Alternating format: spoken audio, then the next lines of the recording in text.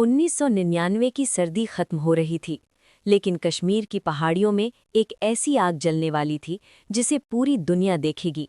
सब कुछ नॉर्मल लग रहा था, लेकिन लाइन ऑफ कंट्रोल के उस पार अंधेरे में कुछ लोग चुपचाप इंडिया की जमीन पर कब्जा कर रहे थे। उनका प्लान सिंपल था, इतना ऊपर पहाड़ों पर बैठ जाओ कि इंडिया उन्हें हटा ही न सके। और अगर ये प्लान सक्सेसफुल हो जाता तो कश्मीर का नक्शा हमेशा के लिए बदल सकता था। ये कहानी है 1999 कारगिल वॉर की, जहां सिर्फ जंग नहीं हुई थी बल्कि हिम्मत, सैक्रिफाइस और देशभक्ति की सबसे बड़ी परीक्षा हुई थी।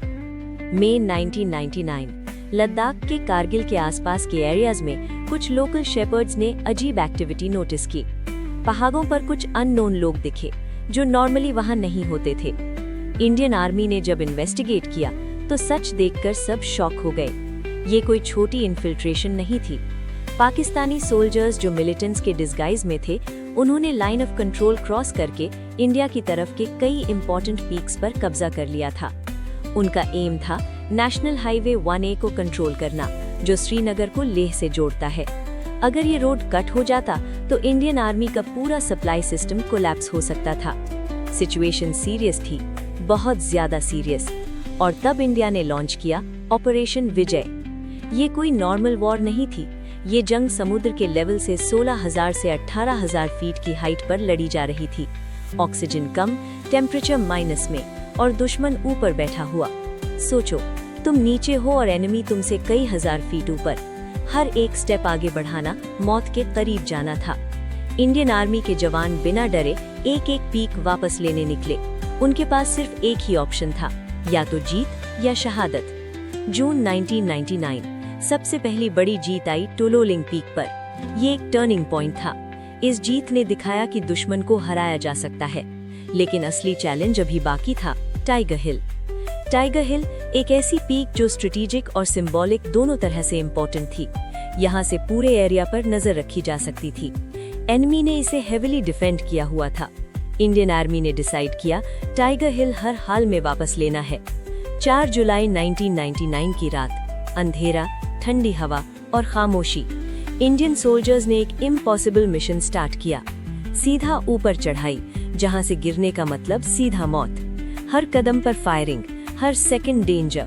लेकिन जवान रुकने वाले नहीं थे।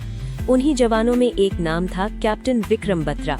उनका एक डायलॉग आज भी हर इंडियन के दिल में है, ये दिल मांगे मोर।